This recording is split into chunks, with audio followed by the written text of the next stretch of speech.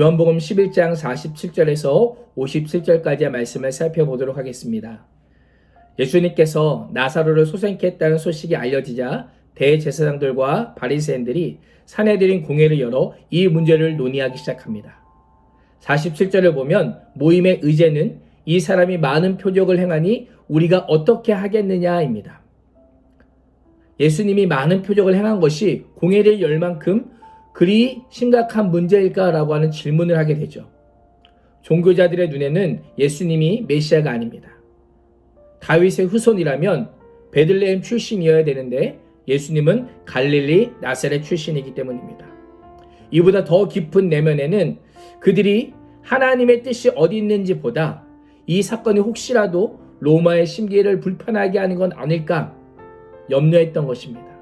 자신들의 권력과 자신들에게 돌아올 이해 득실만을 따지고 이 문제를 해결하려고 하는 인간의 모습들을 보게 됩니다.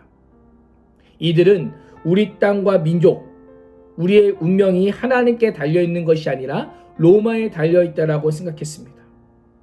왜 로마의 압제에 놓여있는지 잃어버렸습니다. 그들이 진정한 자유와 해방을 얻을 수 있는 길조차 모르고 있으면서도 종교 지도자로서 행세하고 있는 어리석은 이들의 모습을 보게 됩니다.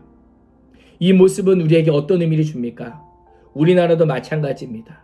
우리나라의 운명, 다른 누구, 다른 무엇, 어떤 정당에 달려있는 것이 아니라 하나님께 달려 있습니다. 그래서 우리가 계속해서 대선과 나라를 위해서 기도하고 있는 것입니다. 대제사장 가야바는 예수 한 사람을 죽이면 민족 전체가 안전해질 수 있다고 생각하고 그 길을 선택하는 것이 우리에게 더 이익이 된다라고 제안하고 있습니다. 한 사람의 희생으로 다수를 살리자고 하는 것입니다. 이 말이 어떻게 들리십니까? 이것이 세상의 논리입니다. 이 세상은 가야바의 논리로 누군가의 희생을 강요하거나 정당화합니다. 그런데 가만히 한번 생각해 보십시오.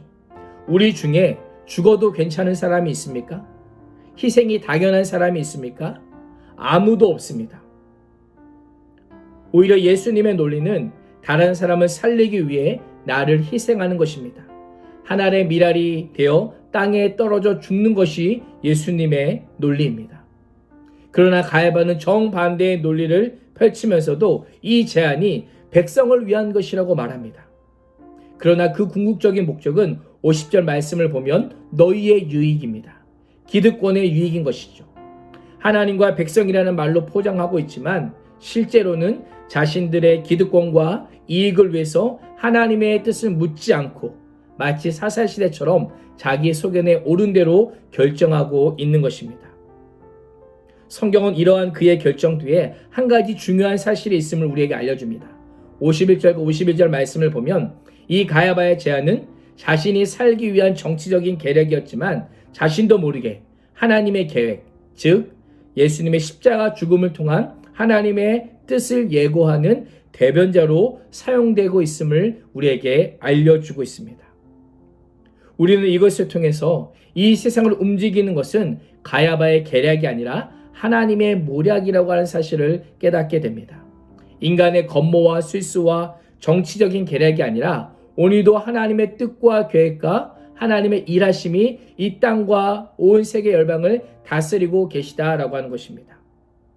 그들이 얼마나 오래 권력을 가지고 있든지 그들이 행동이 얼마나 악하든지 상관없이 이들 또한 언제나 하나님의 손과 하나님의 통제 아래 있음을 말씀해 주고 있습니다.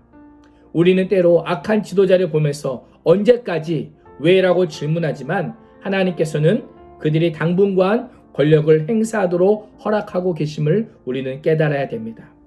오늘도 하나님의 모략이 세상의 역사와 우리의 인생을 주관하심을 믿으며 자기 백성을 돌보시는 주님을 신뢰하는 복된 하루가 될 수 있기를 주님의 이름으로 축원합니다. 기도하겠습니다.